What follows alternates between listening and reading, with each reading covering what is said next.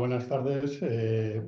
Vamos a hablar un poquito del castillo de Olite, que como ha dicho Miguel Ángel es un castillo casi nada importante. Vamos, es uno de los mejores castillos que tenemos en España. Y bueno, su construcción es debido a Carlos III el Noble, que reinó entre 1387 y 1475, el caso con Leonor de Trastámara. Y bueno, el Carlos III su padre había sido Carlos II y era un hombre pues, que había tenido una política más guerrera que la que tendría luego su hijo, Carlos III. Carlos III, cuando llegó al trono, pues encontró que no tenía mucho dinero el reino y aparte él debía ser un hombre pues, más apacible, de ánimo más sereno, y decidió pues, hacer amistades con todos los reinos que le rodeaban, tanto por políticas matrimoniales como por las políticas, otro tipo de políticas, y entonces él aspiraba a una vida cortesana que quiso plasmar con un programa constructivo de grandes palacios, del que nos ha perdurado el Palacio de Olite, a pesar de que ha tenido una historia un tanto ajetreada del palacio y casi desaparece. Gracias a Dios, pues tenemos hoy el palacio, iba a decir el castillo, pero realmente es un palacio, el palacio que todos conocemos o que hemos visto. Bueno, aquí tenemos una loa que hace Alfonso Álvarez de Villasandino a Leonor de Trastámara, que era muy hermosa y que era pues, muy lozana y muy cortés, etcétera, etcétera, ¿no? Es una cita que me parece bonita y por eso os la he puesto aquí. Carlos III el Noble empezó, bueno, este es un planito del actual del castillo, y esta es una visión basada en dibujos de Fernando Arzenamor y está basada en los dibujos que hizo Yarnoz para restaurar el castillo, el Palacio Real de Olite. Yo le llamaré castillo, pero es un palacio. Luego también incidiremos en eso. Existía un palacio previo, que ahora es el Parador Nacional, que es este que tenemos aquí, este de aquí. Ese es el castillo de los Teobaldos, que se llamaba, que fue el lugar desde donde gobernó Carlos II y otros reyes de Navarra. Se le suponen orígenes romanos, pero no está documentado realmente su existencia hasta el siglo XIII, con lo cual tenemos que pensar pues, que es a partir de esa época cuando entra en la historia este lugar, digamos, ¿no?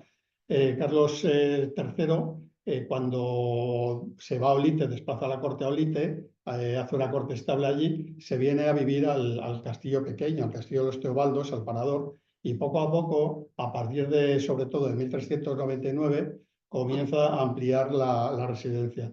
Lo primero que hace es comprar unas casas que hay en la plaza de delante para demolerlas, y Leonor de Trastámara se hace aquí, en este hueco más o menos, se hace el Palacio de la Reina, que hoy está desaparecido. Y a partir de ahí, esta es la iglesia de San Jorge también, que formaba parte del palacio, que también está, solo queda un muro, y a partir de ahí se comienza un programa constructivo a construir pues, numerosas torres y diversas estancias sin un plan preconcebido. Parece ser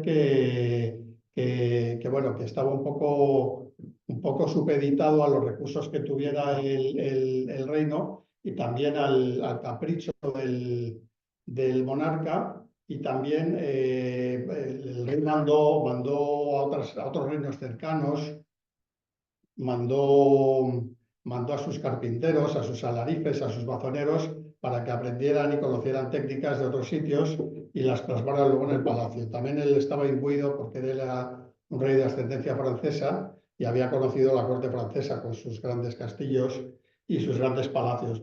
Entonces Olite es una mezcla de todo eso. Y además el rey era un gran aficionado a la literatura artúrica, a la del rey Arturo. De hecho, él tenía un hijo ilegítimo que le puso el nombre de Lancelot. Y entonces también se piensa, bueno, aparte de que está demostrado, que tiene influencias también de esa literatura artúrica y quiere plasmarla de alguna manera en este palacio con el que quiso, que era realmente debió ser su gran sueño. Bueno, el palacio, hoy si lo visitamos, pues por dentro lo vamos a encontrar vacío. Ya sabéis que lo incendiaron en la Guerra de Independencia, y quedó prácticamente destruido, sobre todo los interiores. El exterior pues quedó más o menos a salvo, pero los interiores, todo el lujo, toda la decoración, todo aquello se perdió. Pero luego se reconstruyó. Más adelante incidiremos en esto y se ampliará bueno, os ampliaré un poco las circunstancias en que esto sucedió. Y bueno, lo que nos ha quedado del palacio, a ver, son muchos, numerosos testimonios de gente que lo conoció y que alababa su lujo y la ostentación y la riqueza, la imaginación con que estaba hecho. Hay una descripción que me he traído de un viajero alemán de la época, bueno, que lo llaman los palacios dorados del rey Carlos, etcétera, etcétera. Y he querido poner esta descripción del año 1800, antes de la destrucción del palacio, porque el palacio se quemó en 1813, y esto es de 1800, del estado en que tenía en el año 1800, de un testigo que, bueno, esto fue para hacer un diccionario geográfico de España, preguntaron a unos señores, a Justo Martínez y a algunos más, y este es un trocito de la descripción que hace él. Es de extraordinaria suntuosidad y magnificencia, con un jardín en su eminencia y 9 torres de orden gótico, muy elevadas, y paseos deliciosos de uno a otro, de modo que por su fortaleza, bella arquitectura y delicados afiligranados que se advierten de ellas, se hacen admirar de los curiosos. Bueno, como os digo, el palacio fue alabado por todos. Aquí tenemos algunas fotografías. Este es el claustro del rey, esta es la sala del rey también, y esta de aquí es una de las ventanas con el símbolo este, que era uno de los símbolos de Carlos III el Noble, el lazo eterno se ha llamado. Estas 3 hojas, esta de aquí, esta y esta, es una de las divisas que tenían Carlos III, y de hecho en muchos fragmentos decorativos que se han encontrado en las obras, o sea, en los escombros, en las obras del palacio, han aparecido fragmentos decorativos con este emblema. Se decía que el palacio, bueno, aquí tenéis otro testimonio también del año 1800, también más o menos, y se decía que el palacio, bueno, pues tenía algo parecido a unos discos como de latón colgados de las habitaciones, que con las iriscencias del sol pues brillaban mucho y con los movimientos de aire se movían y causaban destellos en las paredes, etcétera, etcétera. Se decía que tenía muchas habitaciones, tenía unos jardines pues, con todo tipo de vegetación, y mucha de ella exótica y desconocida en Navarra. Por ejemplo, tenía naranjos que se los hacía traer el rey de Valencia, tenía mirtos, que por entonces era una planta desconocida prácticamente en Navarra, tenía moreras. De hecho moreras, sigue habiendo una, que sí que desde el tiempo de Carlos III, que es la única que sobrevivió al incendio, y hay un patio de la Morera, con una morera enorme en el centro del palacio. Otra de las cosas que más se alababa y que más admiración causaba son los animales que tenía allí en los jardines. Tenía una pajarera con unas aves exóticas y tenía animales traídos de otros países y de otras regiones, como por ejemplo, pues, entre todos ellos tenía búfalos, tenía osos, tenía lobos y sobre todo tenía una leona, que era pues, el nombre Marzot, que era su leona favorita por lo visto. De hecho hay una editorial en Nolite que se llama Editorial Marzot, que es el nombre de la leona, ¿no? Entonces, bueno, esto de los dos, de rodearse de animales, era una cosa que no estaba al alcance de cualquiera. Es verdad que era una cosa que no era única, porque había más cortes o más reyes que habían tenido anteriormente a él, habían tenido animales exóticos, y después había más reyes que lo tuvieran. Pero es una cosa que no estaba al alcance de cualquiera. Eso sí que era una singularidad que demostraba el estatus y el poder de aquella gente, ¿no? de aquellos reyes tan poderosos y tan admiradores del arte, digamos, ¿no?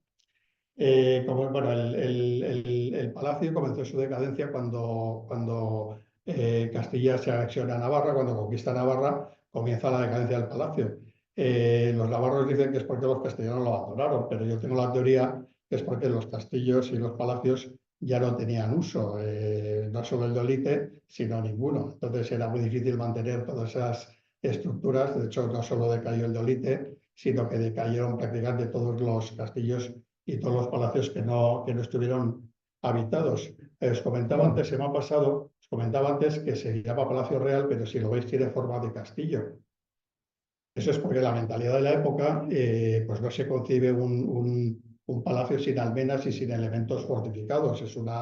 Entonces también se le ha considerado castillo. De hecho, en muchas publicaciones se sigue llamando Castillo de Olite. El barco que hundieron en la Guerra Civil era el Castillo de Olite y hay muchas publicaciones, ya digo, que tienen ese nombre.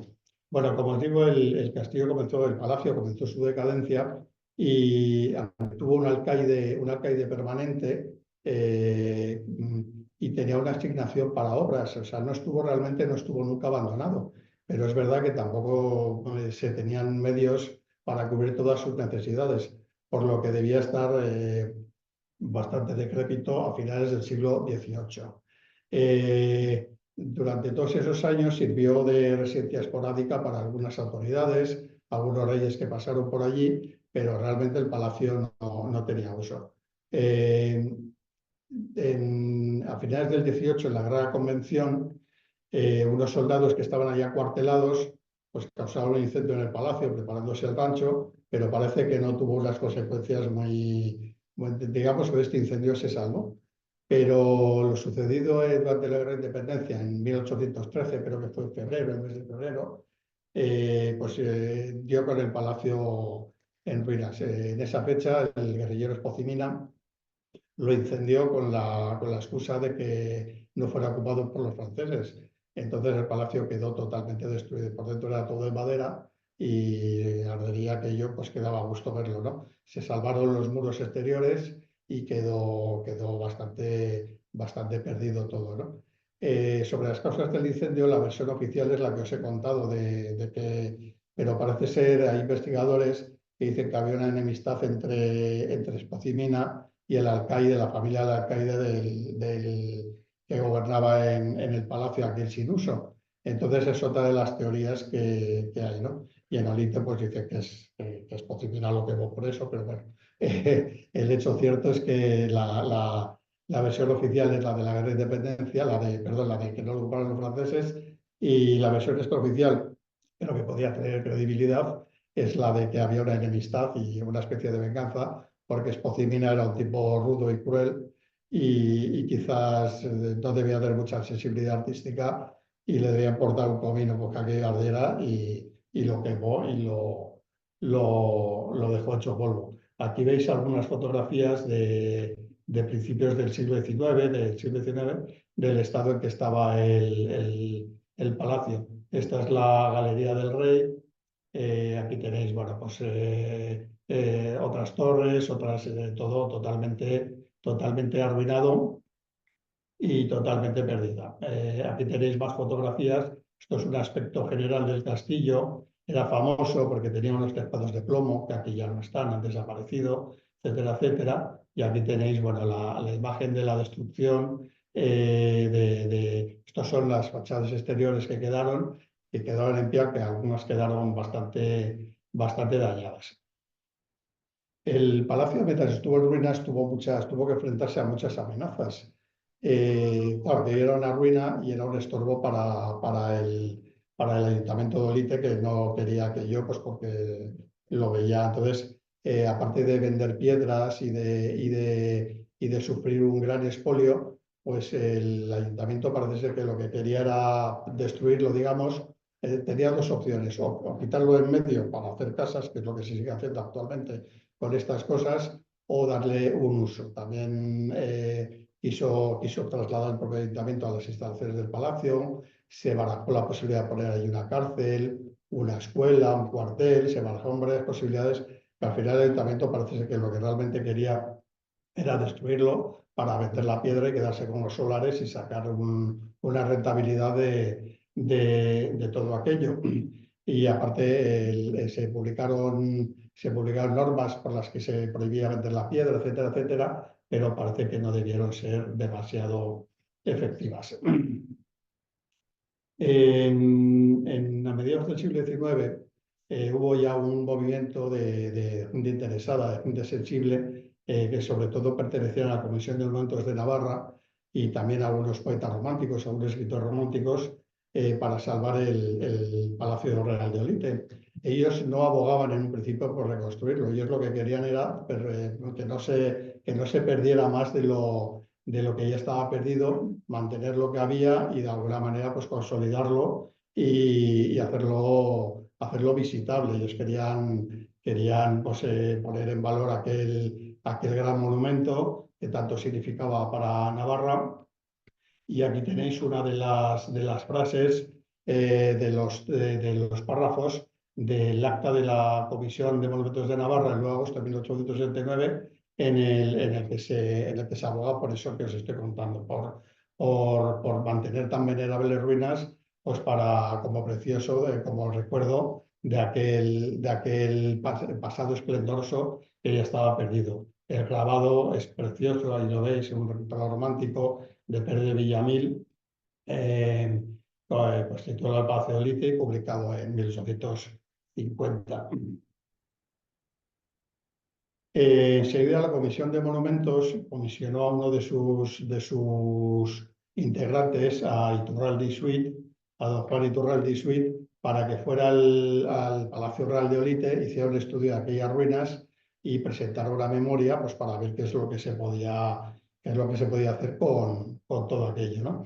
Entonces Iturralde y Suite, pues debía ser un hombre muy eficaz, junto con Aniceto Lagarde, hicieron esta memoria y estas ilustraciones. Es un libro, este está en descarga libre en internet si lo queréis bajar. Un libro de unas 70 páginas con unas muy bonitas ilustraciones de ambos arquitectos. Y bueno, fue el primer paso para salvar el monumento, el palacio, porque ya con este informe ya la Comisión de Monumentos se lo entregó a la Diputación Foral y empezaron las acciones de protección hacia esos restos tan maltrechos. La Diputación, pues en principio no estaba muy por la labor de comprar las ruinas para hacerse cargo de ellas. La comisión insistió, etcétera, etcétera. Hubo también muchos escritores románticos, como Becker, por ejemplo, que se fijaron en el palacio.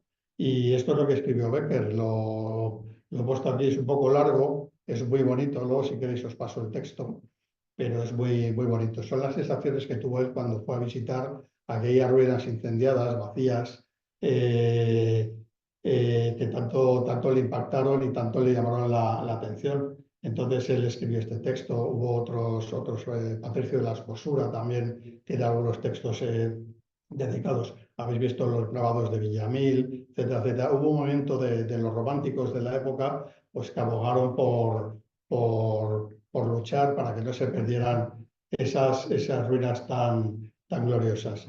Finalmente,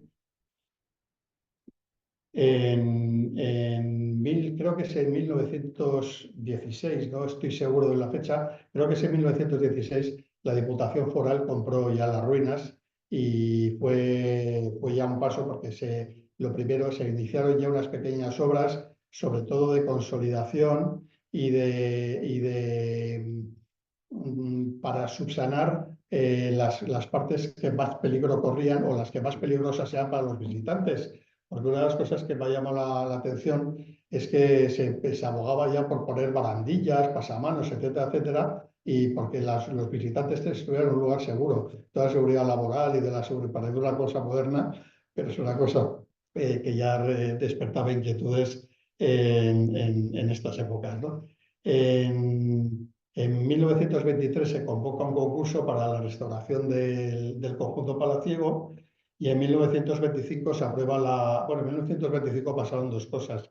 Primero, que se nombra Monumento Nacional a las ruinas del palacio, con lo cual ya quedan plenamente protegidas, y que se aprueba la propuesta ganadora de los arquitectos que van a restaurar el palacio, que son los hermanos Yarnot, José y Javier Yarnot La Rosa, arquitectos navarro, creo que eran pamploneses de una familia tradicionalista, tenían estudio también en Madrid. Eh, los hermanos Yarnov iban a comenzar la restauración pues, antes de lo que comenzaron. Al final, problemas económicos y problemas también de políticos, sociales, pues impidieron que se empezara en los plazos previstos, y finalmente se comenzó en plena guerra civil en 1937. Aunque un ritmo muy, muy, muy lento, se comenzó. Los hermanos Yarnov, José y Javier, también tienen una historia dramática ellos, porque son hermanos separados por la guerra. José fue un hombre que fuera simpatizante del bando nacional, y Javier fue un hombre simpatizante del bando republicano. Javier se casó con una señorita, que su padre era no recuerdo cómo se llamaba, pero fue el señor que proclamó la República en Pamplona. Entonces, en cuanto estalló la guerra, lo fusilaron, y no sé si por simpatía o por temas familiares o por las dos cosas. Bueno, creo que Javier ya no simpatizó con la causa republicana, y, y al principio se tuvo que exiliar de Pamplona, se fue a Francia, entró otra vez a la España republicana, en la que prestó servicios en Alicante como arquitecto, y al final de la guerra pues se exilió, estuvo preso en Francia y luego acabó en Venezuela, donde murió ya. Los hermanos Yarnov les separó la guerra y por lo visto ya no tuvieron entre ellos más contacto. Con lo cual este proyecto, que había sido de los dos, lo afronta solo José Yarnov, que luego lo continúa también con su hijo. Esos son los que, como os digo, la restauración empezó en 1937, aunque realmente tomó impulso en 1940. Y duró, ahí he puesto a 1960, pero fue a 1968 más o menos, aunque oficialmente se dan por terminadas las obras en el año 74. Las obras de restauración se dan por terminadas oficialmente en el 74, pero el grueso dura hasta el 68. Este es un párrafo de la memoria del proyecto de restauración de los hermanos Yarnov, en el que dice: Navarra está obligada por imperativo patriótico a reconstruir las ruinas con cuidado y esmero. Conservar lo que el Palacio de Olite subsiste en la actualidad sería muy poco, tanto como poseer desordenada e incompleta la ya escasa documentación de un archivo. La restauración supone, en cambio, resucitar lo pretérito, reconstruir la historia para dominación de extraños y estímulo de propios. Bueno, aquí os he puesto dos imágenes enfrentadas. Es la misma vista de cómo estaba el castillo, el palacio, en el año 1924, y la visión que tenemos ahora de esa misma... Esta es una fotografía actual de ese mismo ángulo, vaya, no me salía la palabra. Entonces, bueno, aquí tenemos, tiene un aspecto similar, pero hay unos cambios notables. El primero de ellos es que aquí parece ser que no se conserva ninguna almena, más que esta de aquí, que este es el Palacio de los Teobaldos, el actual parador, que en la foto de abajo es este de aquí.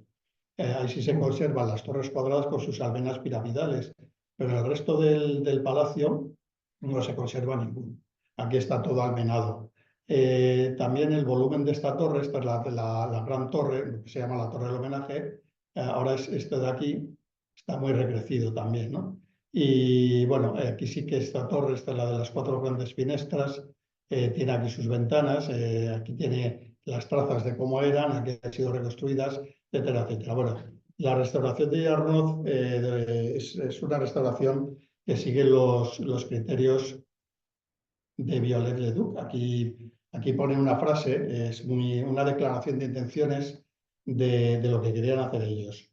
Restaurar no es solamente conservar lo existente, sino reproducir para su perpetuación lo que antes hubo merecedor de perdurabilidad. La tendencia que nosotros sustentamos es la generalmente seguida en España, Francia, Alemania, Inglaterra e Italia.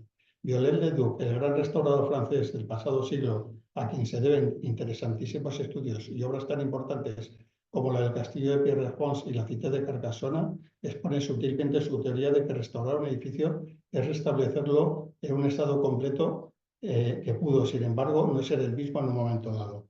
Eso es toda una declaración de intenciones, y ellos se atienen a esta manera de restaurar, que por otra parte es la manera de restaurar imperante en esa época. Ahora este tipo de restauraciones normalmente se consideran excesivas y no están bien vistas, pero en el caso es que tenemos en España un buen número de fortificaciones y de monumentos restaurados con estos criterios.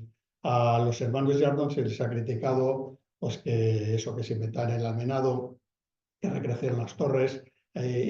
También, por lo visto, interpretaron mal algunos espacios interiores del palacio para reconstruir luego la planta. En el claustro de la Reina también quedaban muy pocos restos, pero ellos interpretan una distribución que por lo visto no es la que era. En fin, pero ellos restauran de acuerdo con ese criterio.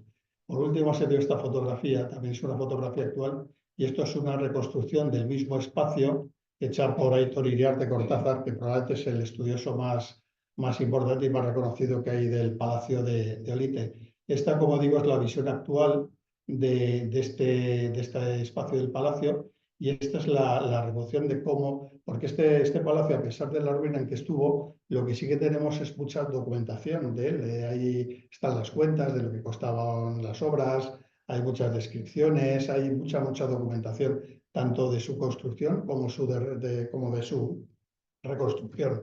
Con lo cual, pues podemos saber bastantes cosas y podría ser, de alguna manera, si no reconstruido virtualmente totalmente, quizás sí con un grado de fiabilidad bastante interesante. Entonces, bueno, como os digo, las diferencias entre estas dos vistas son notables, sobre todo esta torre parcimentada, aquí no estaba, este tipo de cubriciones ahora no lo tienen, sin embargo le han puesto, bueno, estas sí las tenían, eran cubriciones de plomo. Este es el claustro de la Reina, que estaba al principio cubierto, y aquí también había otra galería cubierta, igual que este pasillo, pero está todo descubierto, etcétera, etcétera. Y este es el tipo de críticas que se le hacen a los hermanos Yarnoz, o Yarnoz, porque no se puede cómo se pronuncia, porque a veces lo ponen con acento, con tilde, y a veces sin tilde. Yo creo que es Yarnoz, pero no estoy seguro. Y en fin, de todas maneras, yo lo que creo es que los hermanos Yarnoz, basándose en lo que tenían, finalmente, que era todos estos volúmenes, el palacio sí que es verdad que tiene muchas cosas inventadas, pero yo creo que las trazas generales nos han llegado y se han conservado. Yo no sé yo no entiendo de restauraciones, así que no me quiero pronunciar sobre si me parece bien o me parece mal, porque no entiendo. A mí me gusta, pero es verdad que no es una restauración todo lo fiel que debería ser. En fin, y con esto pues creo que hemos llegado al final ya de esta pequeña charla sobre el Palacio de Olite, que es un sitio que si no conocéis os animo a que vayáis, porque además tiene las murallas romanas, tiene la puerta de la villa, tiene unos subterráneos muy bonitos, es la capital del vino y tiene un entorno monumental, tiene un paso y tiene un montón de sitios que se pueden ver. Vamos, que no hace falta que un fin de semana es poco y que una semana también es poco para ir a Olite. Así que bueno, os animo a ir a Olite y bueno, si tenéis alguna pregunta ahora después cuando hable el pueblo, pues nos hacéis las preguntas a los dos. El parador realmente no está ahí mismo, ¿no? Sino detrás, ¿no? Está el parador está en el Palacio de los Teobaldos, en la parte más antigua, que por otra parte es la parte esta de aquí. Entonces, esto ahora es el parador, esta es la iglesia de Santa María, que es la iglesia de Olite, la iglesia del pueblo, y este es el conjunto del palacio. Aquí está una de las plazas del pueblo, y esto es el hotel, y esto es lo que se visita actualmente. Este conjunto es el que visita actualmente. Os dejo, estamos en vuestras manos y nada. Gracias.